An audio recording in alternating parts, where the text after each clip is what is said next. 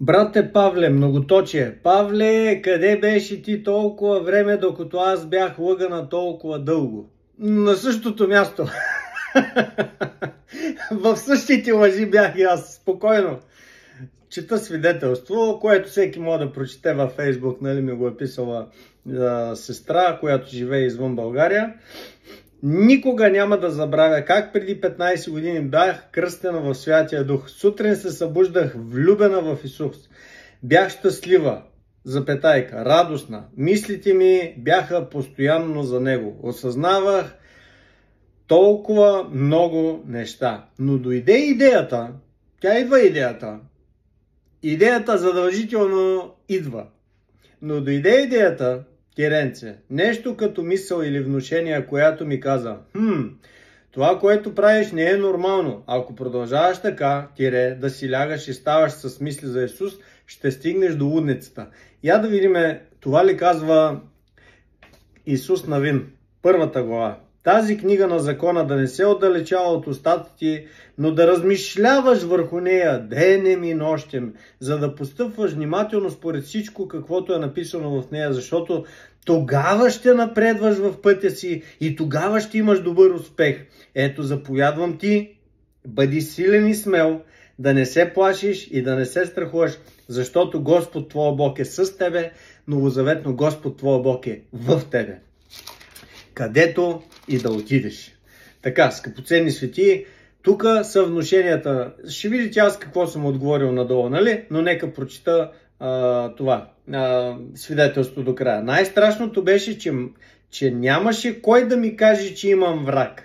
Че има някой, който шепне, който лъже, който стряска, многоточие. И така аз започнах да се отдръпвам, престанах да бъда толкова радостна, да се радвам, че съм познала Исус, че съм била кръстена със Святия Дух. Така, започнах да вярвам на лъжите на дявола, не се преборих с тях. То е и невъзможно ти да се пребориш с тях. Той е вече победен. Когато излезнеш с лъжите, срещу лъжите му, с истината, истината е по-тежка. Истината е истина. Истината е непроменима, константна и вечна. Ти не можеш да се пребориш с неприятела по плът. В духа ти си вече в победителят ни Господ Исус Христос. Не се пребориш с тях, не се задържах в Божия мир и радост. 5 години се мъчих, плаках, ставах. Спокойно има хора 50 години се мъчат. Не се притеснявай. Не са кой знае колко. Сега неприятел, когато разбираш нещата, неприятел идва и ти говори: ти пропусна толкова дълго време, 18 годинки имам пропуснати аз, така че не се притеснявай. Сега, днеска спасявай хора. Днеска благовествай. Днеска давай назидание, увещание, утеха. Никога не е късно. Днес татко ти може да направи повече през теб за една секунда, отколкото за пропуснатия ти живот 20, 15, 30 години и така нататък. 5 години се мъчих, плаках, ставах, нечестивец ме обвиняваше постоянно. Това му е функцията на него. Разбира се, някои ще кажат: жена ми има такава функция, както и да е. После, след тези 5 години, приех водно кръщение, отново се почувствах като нова. Но тогава дойде религията, не Бог, а човешки правила, и започнаха да ме обвиняват. Когато падах, когато се грешавах, веднага се чуваше глас: Бог е любов, но и огън пояждаш. Това познато ли бе? Бог е любов, но той е огън пояждаш. Да разрешим ли това въпрос и това проблем чрез дадената ми благодат и тези глинени устни да говорят Божието слово с пълна точност, акуратност, съвършена екзегеза в правилния контекст, за да послужат на аудиторията единствено и само за назидание, увещание, утеха. Искате ли да оправим този проблем? Че Бог е любов, но той е огън пояждаш. Бог е любов, но той и огън пояждаш. Това чува ли сте? И той огнено пояде твоят грях. Минал, настоящ, бъдеш всякакъв. Огнено го пояде. Имам размишления назад във времето, когато Илия предизвика Вааловите пророци и жертвата и от жертвата нищо не остана, когато той призова огън от небето. И от жертвата на Илия, която беше сложена там, която той служи вода и така нататък, нищо не остана. Камъните бяха облизани, всичко беше излизано, всичко изчезна. Нашата скъпоценна жертва, след като справедливия Божий гняв беше върху нея, понеже той понесе печалта ни, със скърбите ни се натовари, върху него дойде наказанието, докарващо нашия мир, нашата жертва. След Божия гняв, заради нашия грях, остана жива и каза: Татко, в твоите ръце предавам духа си. Не зачитай и не слагай и не прави малка тая жертва, която беше дадена за тебе. Не я прави малка, защото Бог огнено пояде твоя грях върху нея. Разбра ли? Когато падах, когато се грешавах, веднага се чуваше глас: Бог е любов, но и огън пояждаш. Оправихме този проблем. Както името ти е записано в книгата на живота, видиш ли, така може да бъде изтрито. Чували ли сте го това?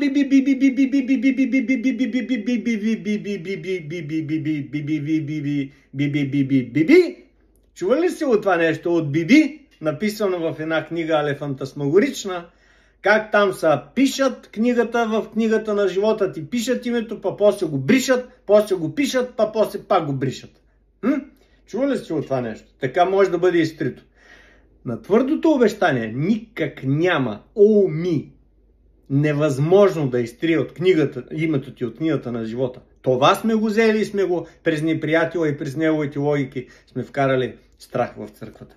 Страх в тялото Христово. През това никак няма да изтрие името ти от книгата на живота. От това.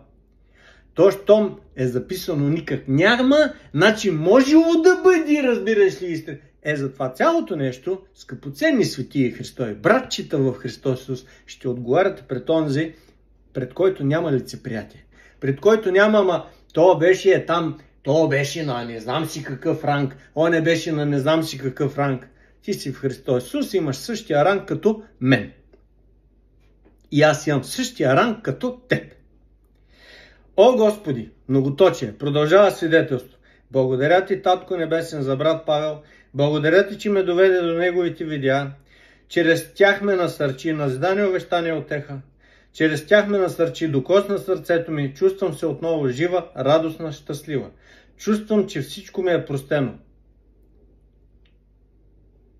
Така? Че Господ сам дойде и ме поведе отново по пътя му. Така. Бог не се е променил към мен. Неговата любов не се е променила. Неговата любов е невъзможно според 1 Коринтияни 13 глава 8 стих да бъде променена. Неговата любов към теб, скъпоценно, благословено Божие дете, не отпада. Това е единствената константна, вечна, непроменима любов, която е каква любов? Дълготърпи, милостива, не безобразничи, не държи за своето, не държи сметка за зло и така нататък. Това не е нашата любов. Това е неговата любов към нас. И в 8 стих, 1 Коринтияни, 13 глава, 8 стих, и ясно ни е доказано, че това не е нашата любов към него, защото някой път тя отпада. Нашата любов, моята любов към фрапето, кафето, жена ми, детето и така нататък, защото и те е възможно да отпаднат. Но това е любовта с голямо Л. 26 постронг. Единствената непроменима, константна и вечна любов към нас, която не отпада. Това е Божията любов към нас, която не отпада. Така, отговорът от моя страна е сега, че ти излиза и се е словото. Неприятелят веднага идва за да го открадне, като в допълнителен бонус посява страх и съмнение. Полива ги редовно чрез фактите. Докато човек вземе решение и остави съвършената любов, неговата любов да изгони всеки страх. Ако теб те е страх, значи ти не си оставил неговата съвършена любов да изгонят всеки страх. Така, запишете си сега днескашното размишление и защо неприятела ти казва, че ако ти размишляваш по ден и нощ, постоянно по тая книга, по тези неща написани от татко ти, може и да влезнеш, нали, в специалните отделения. Не се притеснявай. Там влизат хора, които не размишляват. Там влизат хора, което е възможно да влезнат. Познавам християни, прибивавали там, защото не размишляват. Християните взимат някой си, некой си дедо, медо или кедо, какво би оказал И то каквото бил казал, па другия каквото било станало, па оня какво било направил и накрая от неразмишляване започваш да размишляваш върху лъжите на неприятел. Ти можеш да размишляваш върху две неща. Върху лъжите на неприятела, депресията и притеснението, by the way, идват оттам. Когато ти хванеш една мисъл, тя идва към теб. Ти не си спомняш, че Христовия трънен венец му беше сложен за какво? Да не загнездват тези мисли върху теб. Виждали сте на хотелите, на сградите как слагат ини такива шишове, за да не загнездват лястовиците. Този трънен венец, който беше сложен върху Христос, беше сложен, за да си спомняме, гледайки към Него, че тези мисли ще идват към нас, но да ни им позволяваме въз основа на трънния венец на Христос да се загнездват в нашите глави, защото като се загнездват, като почнат и като почнеш да размишляваш, имаш два момента на размишление. За Словото на баща ти към теб, какво е направил той в батко ти, Господ Исус Христос, или да размишляваш върху Словото на неприятела към теб, лъжите на неприятела, които са подплатени с фактите към теб. Факт бе, факт. Диагноза, факт. Нямам пари, факт. Еди какво си, факт. Така. И неприятел иска да го изговориш това нещо през устата си. Да ни изговориш 2 Коринтияни 8:9, че Христос стана беден, за да станем ние богати. Да ни изговориш 1 Петрова 2:24, че Божието Слово в Исаия 53 глава, 1 Петрова 2:24 ти казва, че в неговите рани ние бяхме изцелени. Ама ние продължително трябва да продължаваме, продължавайки, да се молим, да останем в това изцеление и тогава евентуално и човека има 200 на 100 кръвно и ми ги обяснява тези работи на мен. И аз се чуда сега, аз ли нещо не ги разбирам както трябва нещата, както и да е. Притеснението се получава, когато размишляваш върху лъжите на неприятел. Идва една лъжичка, една лъжа и започваш ти да размишляваш върху нея. Имам позната, много често я давам за пример, притесняваш се дали децата ще повярват. Децата повярваха и тя си мисли, че поради нейните молитви. Не, това не е поради нейните молитви, поради обещанието на Божието Слово. Повярвай, ще спасиш ти и дума ти. Поради обещанието на Божието Слово, децата й се спасиха. После тя започна да се притеснява дали ще останат в църква, не останаха в църква. После се притесняваше дали се оженят, ожениха се, после се притесняваше дали се разведат, разведаха се. После се притесняваше за работата си, махнаха я. За всичко 20 и кусур години, за което тая жена се притесняваше, стана. Така, от една страна ти е дадено Божието Слово в Исус Навин, книгата на Исус Навин и ти казва, тази книга, преобразно книга на закона, нали? Вземете това новозаветно благословено обещание на по-добър завет, в който ти си поставен, да не се отдалечава от тебе, ден и нощ да размишляваш върху тези скъпоценни обещания. След малко ще влезна в обещанието от Филипяни 4 глава 19 стих, което го давам на всеки един благословен светия Христов, да си преизобилства в него, в сензитивност, в стояние, в реалността, в истината, в която той е поставен чрез Филипяни 4 глава 19 стих. След малко ще дам разяснение повече, защото много обичам да го изпращам това нещо към хората.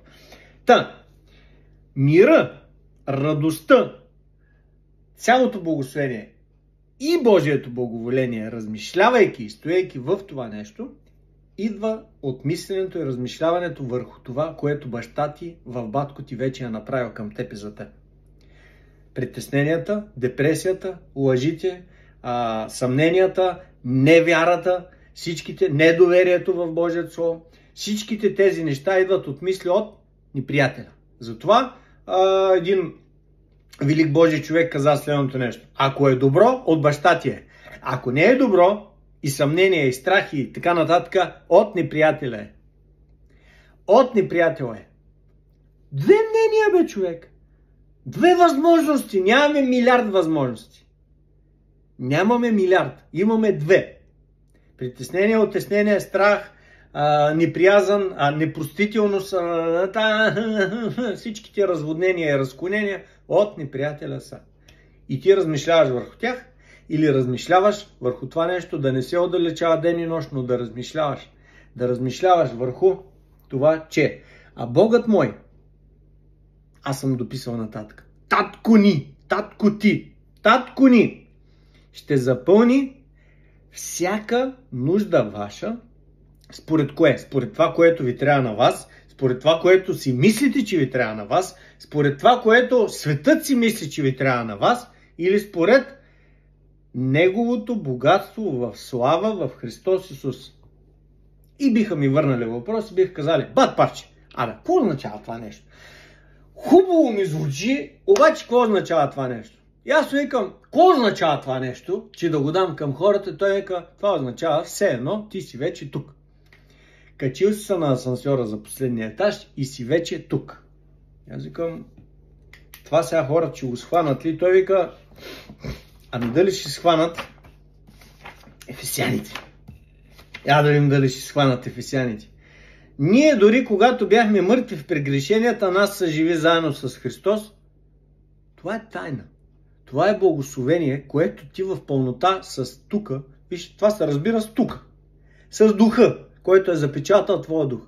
Това тука не може да го схване. Няма как човешки ум, не използвайки Христовия ум, да схване, че ти си бил съживен заедно с Христос по благодат, сте спасени вече и ни са възкреси. Как съм възкресен с Христос? Той възкръсна преди 2000 години, аз сега съм възкресен с Него. Пак как? Тук не може. Тук се разбира в духа и ни са възкреси и постави заедно в небесни места. Фанали сме асансьора и вече сме поставени в небесни места в Христос Исус. Това е истината за теб. И ако размишляваш върху това нещо, съсети, че когато дойде неприятеля и ти каже, и той много така ги прави нещата, нали? Буйно, с нощ беше разбунтувал. И си мислих сега да го снимам ли това, което го правя аз, или да не го снимам. Да го снимам или да не го снимам, и не го снимах. Трябваше. Първо, защото ще ми кажат някои хора, добре бе, бат парче, ти се молиш за дъжд, пък като дойде дъжда, пък там говориш други работи. Така, аз се моля за дъжд, ма за дъжд. И по едно време гледам, се разхвърчаха кошове, разхвърчаха се тук кони, всичко, което можеше отвънка да се разхвърча. И аз сега така, някак си, хем ми е приятно, че вали дъжд, ще угаси пожари и можари и така нататък, хем така материални щети да няма. И излезнах отвънка и Петя ми вика, трябваше да снимам. Излезнах отвънка и викам, я мъкни и утихни в името на Господ Исус Христос и вали като така по нормалния начин. И не дай да причиняваш материални щети на моята скъпоценна благословена България.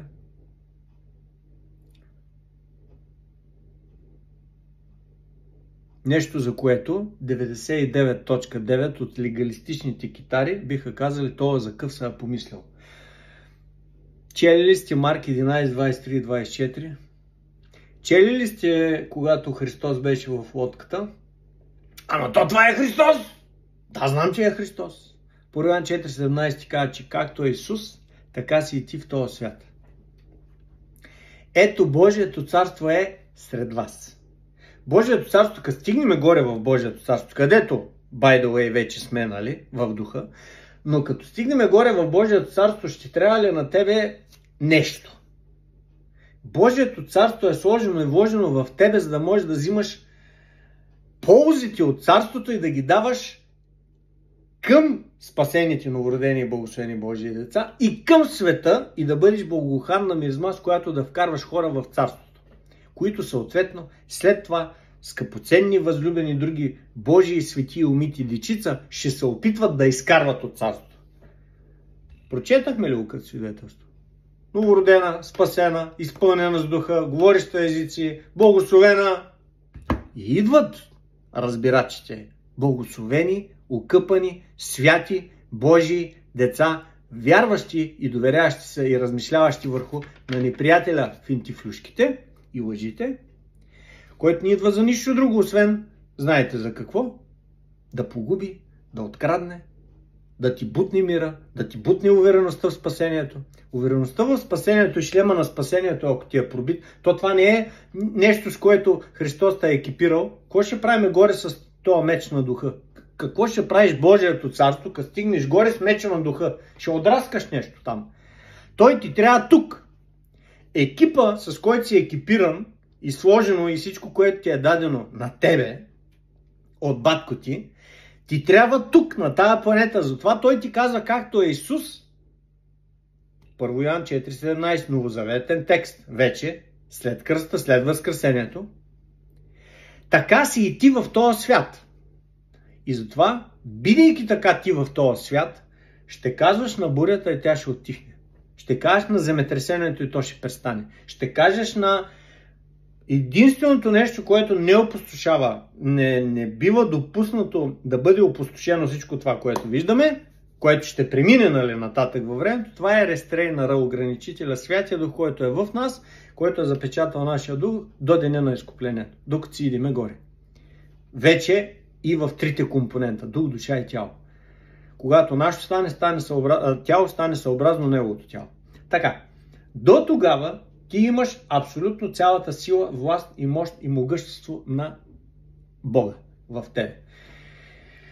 И можеш да заповядваш. Не можеш да заповядаш неща, които не са вложени в Марк 11, 23 и 24 и неща, които не са вложени и сложени на кръста. Не можеш да заповядаш нещо лошо. Не можеш да заповядаш нещо нечисто. Не можеш да заповядваш нещо добро, нещо благословено, нещо, което е угодно и служещо за благословение.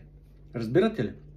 Така, стигам до бот 654, вчера му го пратих на брат ми, който за пореден слагам 654 и сега ще разберете за какво става въпрос.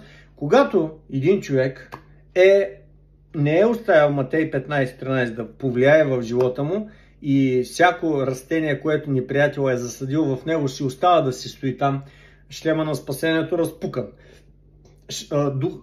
Там бойната екипировка, всичко, което е сложено от татко ни в нас и към нас, направено и такова, но всичко се подлага под съмнение. Изцерен си, ама не си точно. Спасен, ама не точно. Не знам, ще видим накрая. Всичките тези хора, които са такова, са се опитвали по някакъв начин да ми променят на мене вероюто. Благословени свети, окъпани Христови, дечица Божии, нали? И подходи, бот. Защото те са 5-6 неща, едни и същи чекмеджета. Лозата и пръчките, разумните девици, изработили спасението, страх и трепет. Викам, ти изработили го?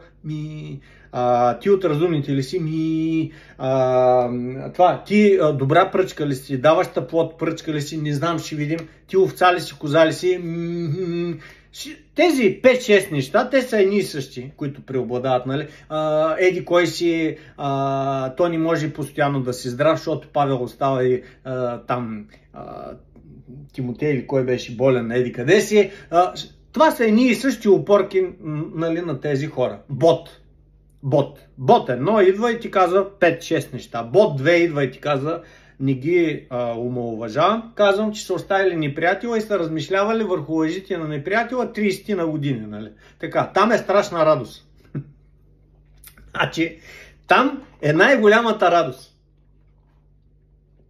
Представете ли си някой да иде да излъжи Рая, че не ми е дете. Идва баща й, отиваме и правим ДНК тест. ДНК теста на Святия Дух е вътре в тебе, кимирги, инти, или те аксес, ти пирги, коменти. Така, той е в тебе. Мога да ти го и приведа, даже пак през него. Свят е велик, нашия татко, свят велик и преблагословен е нашия татко. Така. И видяхте две от дарбите на Святия Дух. Така, и идва ДНК-то, отиваме на лаборатория и казва, ДНК-то, лабораторията казва 100% ДНК-то на баща ти, нали? Се е прехвърлило към тебе и ти си дете на Павел Руменов Башов. Така, идва неприятел и казва, не бе. Така, ти виждаш че детето ти има същите качества, същия характер, същите неща, същата, примерно, положителни и благословени неща, нали, за лошите и неблагословените казваме бащичко, нали? Виждаш това нещо, детето ти също го вижда, ти имаш същите качества, ти изпитваш състрадание, ти имаш любов към хората, ти имаш благословение, ти си даваш човек, ти искаш да дадеш, носиш благата вест, нали? Имаш същите качества като на Господ Исус Христос. Обаче идва ни приятела и ти говори, че най-накрая може да се разбере, че ти нямаш нищо общо с Господ Исус Христос и той да ти каже, махни се, не те познавам. При все, че си се запознал с него. Имаш отявлено новорождение, имаш отявлено спасение, имаш отявлени неща. Така, и си представете, че Рая идва всеки ден по 15 пъти, по 20 пъти и му пита, тате, ти мой тати ли си? Аз му казвам, дете, ти си мое дете. ДНК-то ти го доказах, че моето ДНК е в тебе, че ДНК-то на мама е в тебе, че ние сме твои родители. Нашето наследство, каквото имаме, каквото сме приели от Господ, ще остане за тебе. Няма за кой друг да остане. За теб ще остане. Благословено, скъпоценно Божие дете. Дадата гушна. На кръста Христос Исус тая гушнал. Гушнал тая. С разперени ръце тая изчакал. Махна завесата между святото и пресвятото място. Той, татко ни е излезнал там към хората, към човечеството. И идва ни приятел и постоянно те лъже. И Бот 654 идва и ми казва Евангелието на просперитета, там внимай, защото живеем в тези времена. Бот 654, който е същото ДНК в него има от баща ни, същото благословено Божие дете, също така. И после ми викат, ма ти викаш, що се ядосваш, що вика им обръщаш внимание и аз викам, аз вече много отдавна не се ядосвам, много отдавна не им обръщам внимание. Значи там с хората, които са срещу вероюто ми, нали, аз много отдавна съм си разрешил проблема, защото то напушва в мене смях. Радостта ми е от татко ми в батко ми към мен.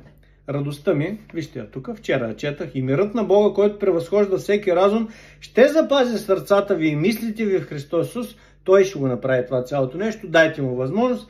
Накрая, братя, колкото истинно и почтено и праведно, колкото честно, колкото любезно, колкото с добра слава, ако някакъв добродетел има, ако някаква похвала, за това мислете. Мисля за тези неща. Спасяваме хора, благославяме хора, трудим се за хора, вкарваме хора в царство, обясняваме, че татко ни всичко е направил в батко ни, взимайте, приемайте, благославяме хора по един, втори, трети, пети, десети начин и така нататък. И цялото това нещо е не просто някакъв мижав живот, а изобилен живот от Йоан 10.10 и аз си го живея. И аз знам за този живот. Така, и се връщам сега 18 години назад, имаме клип с Петя, сме направили, ако имаш депресия, чуй това, нали, така се казва клипа. И си Петя, жена ми, си обяснява как 15 години се събуждаше с сърцебиене, с притеснение, с паникатаки, с не знам какво, от здравото. Много здравата доктрина и много здравото верие, че си спасен, ама недоспасен. Чист свят, праведен, ама не точно. Праведен грешник. Грешник само спасен по благодат и Бог е любов, ама и огън пояждащ. И от това цялото верою, Петя имаше 15 години, се събуждаше с сърцебиене и си обсъждаха и с паникатаки, и си обсъждаха и с другите сестрички същото това цялото хубаво благословение, нали, от ни приятела. И размишления върху сега, като ми стане, ще фана ли асансьора за нагоре и като ида горе, ако го хвана, нали, кой ще ми гледа детето и като ида горе, аз накрая, в крайна сметка, горе ли ще остана или Бог ще ми каже, махни се, не те познавам. Та отейте всичките неща, 15 години, нали, сърцебиене и така, и си ги обсъждаха с другите жени. Обсъждаха си ги с другите сестри. Обсъждаха си хапчетата, успокоителните, там ритрили, не ги знам, червени, розови, бимбяни, всякакви. И идва Бот 654 и ми обяснява, че онова там е много здравото слово, здравото изработване на спасение. И този живот, дето аз го живея сега, не е толкова много хубав, защото много хубаво не е на хубаво, видиш ли? И така. Така. И като дойде това нещо към теб, защото и към теб ще дойде, идва ли мир? Не. Идва ли страх? Да. От кое? 2 гласа. От кое? От кое, бе? Като е страх, от кое? От един друг, дето е баща на лъжата. От край вика беше човеко премахвач. От край. И му е все едно как ще премахне. Просто си създаден по Божия образ и подобие и на него му е все едно как ще премахне. Просто да та няма. Или просто да си вглъбен в себе си. Собственото си покаяние. Собственото си изработване на спасението. В теб. Да не спасяваш хора, да не вкарваш хора в царство, да не живееш в царството на земята. Да си в депресия, от депресия в депресия, от депресията по-голяма депресия, от по-голямата депресия в тотална депресия и в бараките. Да. И имам познати такива, които прибивават чат-пат там и същите тия ботове ми обясняват на мене, че аз не ги разбирам както трябва нещата. Разбирате ли? И мирът на Бога, който превъзхожда всеки разум, ще пази сърцата ви. Ще запази сърцата ви и мислите ви в Христос Исус. Така. И оттам отиваме на и в Господа зарадвах се и в Господа твърде много. Зарадвах се и в Господа твърде много. Как си се зарадва в Господа твърде много, бе, апостоле Павеле? А Богът мой ще запълни всяка ваша нужда според богатството си в слава в Христос Исус. Е, така се зарадвах. И аз се доверявам на това. Доверявам се на това, което Той е пратил в мене. И се доверявам на Неговите скъпоценни и велики обещания, които са вече направени на Голгота. На Голгота всичките обещания за благословеното, възлюбено Божие дете във възкресението бяха вече направени. Вече беше направени. Аз търся по-голямо помазание. Помазания живее в тебе. Аз търся по-голямо откровение. Създателя на откровение живее в тебе. Даващия откровения живее в тебе. Аз искам по-голям мир. Създателя на мира живее в тебе. Аз така искам по-голяма радост. Сътворителя на радостта живее в тебе. Дай му възможност да бъде проявена от тебе и да бъде отворен и към хората. И тогава ще получаваш такива свидетелства, а няма да получаваш концерт по овкания и ахкания.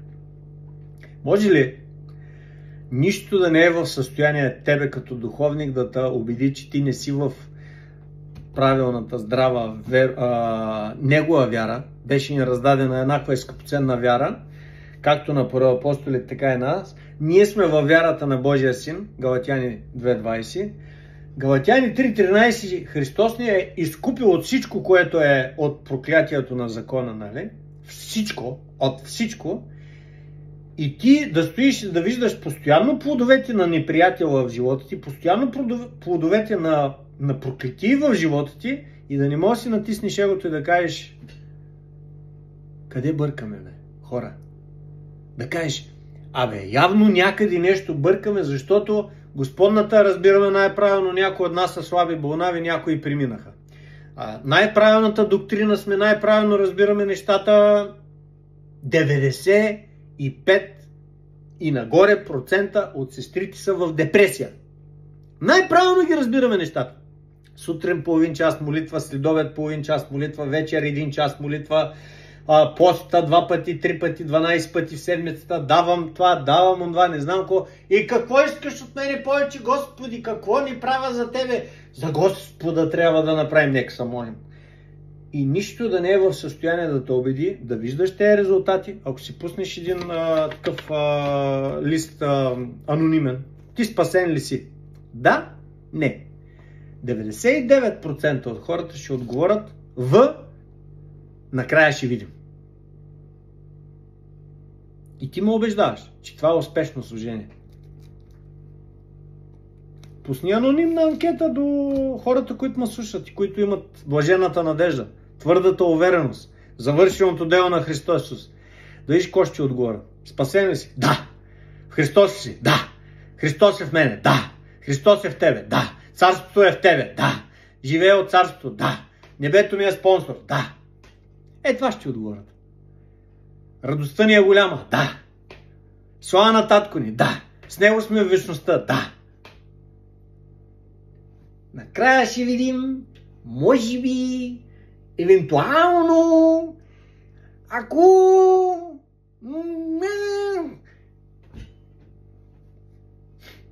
И жените ви ме са кефат. Стоят, гледат сторитата, гледат нещата и викат отвътре, давай, Павче.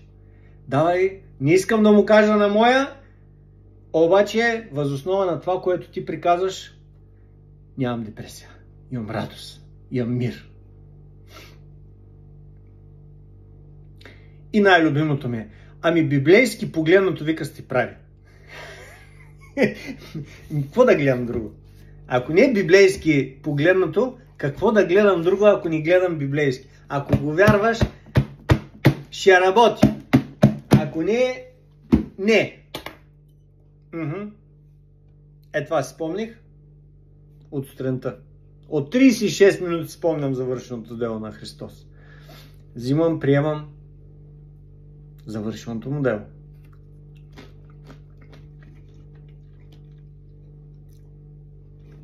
Христос е достатъчен и аз му благодаря, че съм в него.